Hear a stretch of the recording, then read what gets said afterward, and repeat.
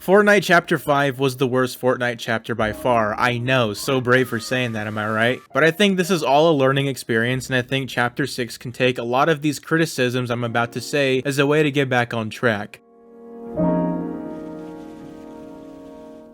The stage was set for a successful chapter, a new map with new mechanics and quality of life changes. Not that one. And I used to be a Chapter 5 defender. I heard people saying that OG was infinitely better than Chapter 5, and I would laugh in their faces. How do you look at this old ass game and claim that it was better than what we have now? You're nostalgia blind, you hate change, you're stuck in the past, you dumbass shithead. These are all things I would say to those sentiments. And honestly, I got very emotional playing on this map.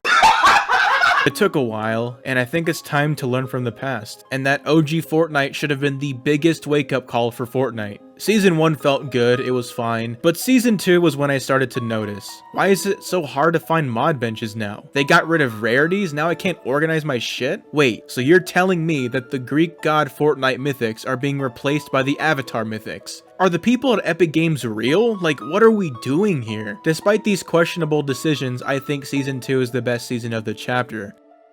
But Season 3 was it.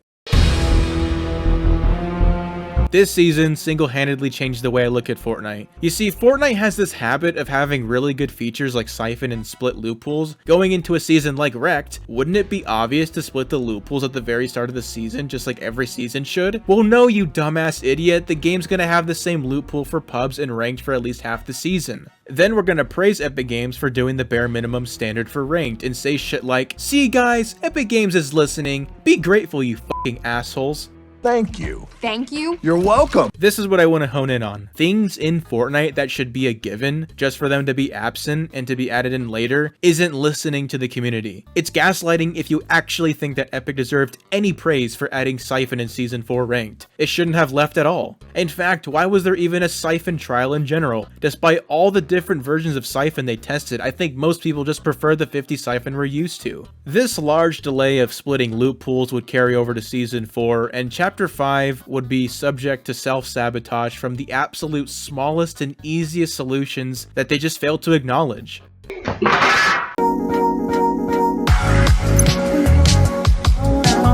I don't think medallions worked, and I don't think that they will ever work. The reason why every single map except Chapter 5 works and at least has some balance between their POIs is because the medallion system didn't exist. Preference is thrown out the window the second medallions are a factor. Season 1 handled medallions relatively well compared to the rest of the chapter, considering that all of them gave you shields and that there were 5 of them spread across the map, with each season decreasing the amount of medallions on the map and shifting to abilities, where some were objectively better than others. You were heavily encouraged to land at a specific location instead of having the freedom to land wherever you wanted and still be at the same playing field as everyone else. Whether it be the Dash coin at Grim Gate, the Nitro coin at Brutal Beachhead, or the Scan coin at the Raft. I don't even think that these even fit in competitive. You know, in FNCS, it would only make sense that the best player Peterbot had the best medallion every game. No matter how much they tweak this feature, it will always be flawed in some way. So they tried something new, it didn't work, now let's move on and do something different in Chapter 6. Okay, so if this is true, I hope that it's just augments, but the description is just kind of reskinned to a medallion, and that the rings on the map turn on if you decide to use these minor medallions. I think if it was handled this way, then yes, it would be an improvement, but the second it encourages you to land at a certain POI, this map is doomed to fail. Aside from a small handful of weapons this chapter, these weapons feel like shit. I mean, it says something when the Thunderburst SMG was better than every single assault rifle until it was vaulted. I've said in the past that weapons that feel good will keep players playing. Look at Season 3 Wrecked and look at its initial AR loot pool. Yeah, so tell me why I should use any of this shit? Fortnite Reload came out this chapter to combat with the diarrhea monster being Season 3 Wrecked, which lo and behold, it was a major success. Did they add a bunch of weapons, items, and vehicles that set it apart from BR? No. In fact, it's all recycled content from Fortnite's history, culminating into one mode. Weapons feel so good in Reload. Every gun looks different to where you don't confuse them for each other. Purple and gold weapons look and sound different compared to the lower rarities. Look at this. Hold this ugly rat bastard called a hammer pump shotgun. The gold version doesn't even feel special at all when you pick it up, probably because his parents fucking hate him. Now pick up a gold tack. Now it actually feels like you're able to butcher people. It feels rewarding to win in this mode compared to this mode. Oh my god, it's so much better. It's crazy. It's a bad sign when people like Cypher and his other streamer friends weren't even playing Chapter 5 just a few hours before it left and instead played Reload all day. It's embarrassing, it's sad, it's tragic. No matter how many updates come out, no matter how many collabs get added, OG game modes will always strike a chord and feel objectively better to play. Our players like when our game is straightforward with good weapons. Maybe we should incorporate the good aspects from every chapter and expand on that instead of straying away from its original identity. Maybe make it like Chapter 4 where it combines old Fortnite and new Fortnite seamlessly. I say we make OG Fortnite permanent. You see, this guy knows what he's talking about. You deserve $1 million raise.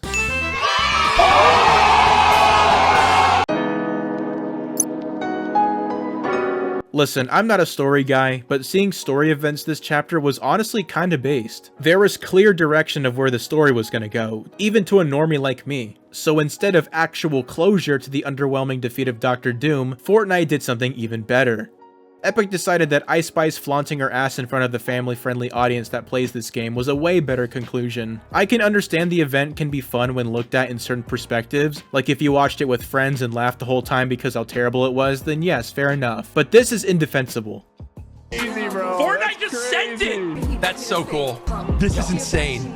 You really think someone would do that? Just go on the internet and tell lies? I have gone on record to say that I don't even care about live events and I don't think they can even save a season, so with that my expectations couldn't be lower by default. But Fortnite managed to somehow top Fracture for being the worst one. A defense I hear is the idea that if you were actually there in person, it would be really cool. Yeah, which is why the event was terrible. Not every Fortnite player can be at Times Square in person. This works better as a live stream on YouTube rather than calling it a live event. It was lazy marketing. It was lazy? Of course it was lazy! While developers shouldn't be targeted for things like this, the people at the drawing board who made this decision should be criticized. Because you could put a lot of effort into things, but if you objectively underperform, then you failed. Learn from it and move on. Failure.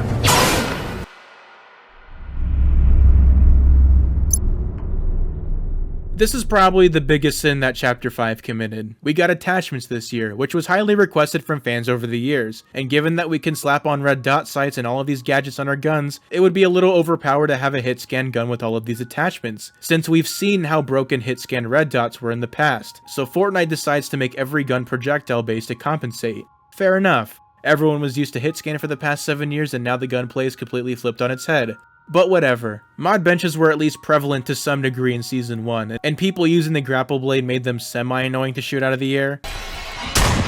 But it could have been worse. But Season 2 onwards was when the feature really decided to shit the bed. Getting 2 new mods that were basically useless as well as the bunker system made the access to mods so rare to the point where they aren't even worth getting at some points when they're finally open. And if you do decide to go into a bunker, you have to play a game of 50-50 chance whether or not there's a rat sitting in their corner. Like, do I really have to take a gamble if I want to take the thermal scope off my rifle or if I want to add a drum mag onto my gatekeeper? At least Season 2's mobility item had a larger hitbox to account for bullet drop. However, this relief immediately gets thrown out the window since the blue prime water lets people teleport like Vanellope from Wreck-It Ralph. So any bullet leading or bullet prediction was useless. Season 3 and 4 would double down on the bunker method as well as not giving us any new mods. To add on to this, the rotation meta of both seasons made the players really hard to predict, whether it be the Nitro Fist dash or the Jetpack dash. So given what we know now, only 2 new mods and the bunker system staying the whole chapter, it's very obvious that this feature was left to rot and die. Now you may be thinking, well, if we got bullet drop because of weapon mods and they gave up on mods after Season 2,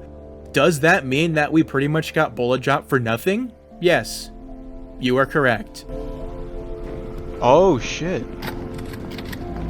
Holy shit, look at this one. Oh, I shoot something. That feels really good. This chapter was doomed to fail by Season 2. I always hear people say, well, Chapter 5 was the weakest chapter, but it doesn't mean that it's bad. Yes, it was.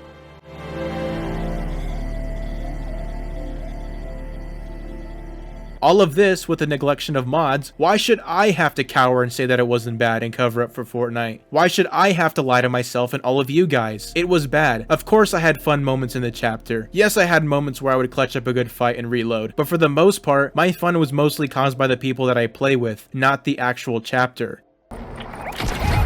Holy shit. Layo Fortnite. Does that mean that this is an end-all be-all chapter? Of course not, because there is light at the end of the tunnel. By the time Fortnite OG arrived, Epic was already in the middle of Chapter 5's development. If I were to guess, they were probably on Season 2 or Season 3. I don't think that they were able to abandon ship and revert the map graphics, bullet drop, and all of Chapter 5's realism mid-chapter. They had to commit. As painful as it was, they had to commit. With that being said, with OG, Reload, Remix, Permanent OG, you'd think that now they would learn from their mistakes and go for a more Chapter 4-esque chapter. I keep seeing a certain point or deflection being passed around like a venereal disease. When there are criticisms towards the game, whether it be constructive or non-constructive, sometimes people respond with, then don't play the game. And let me just say, that is a fucking terrible argument.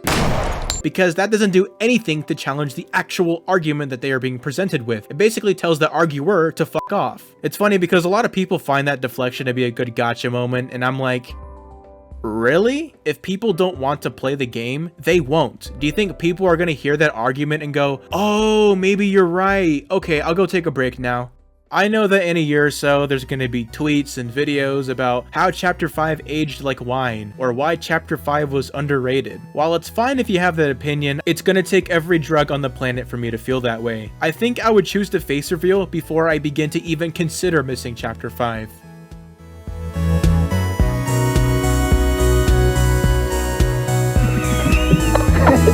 God, you sniped me. Holy shit! What the fuck?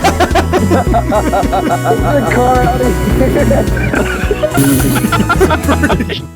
There were good aspects of this chapter, but there are too many glaring issues to where it's inexcusable. I know people are excited about the permanent OG mode, which is fair, but I actually couldn't be more excited for Chapter 6. I genuinely have hope for this chapter.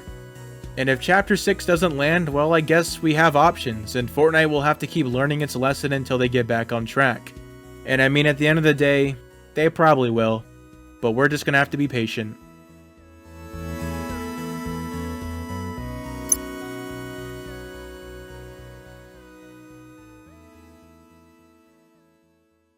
Just want everyone to be happy, and I want the game to thrive, so love you guys.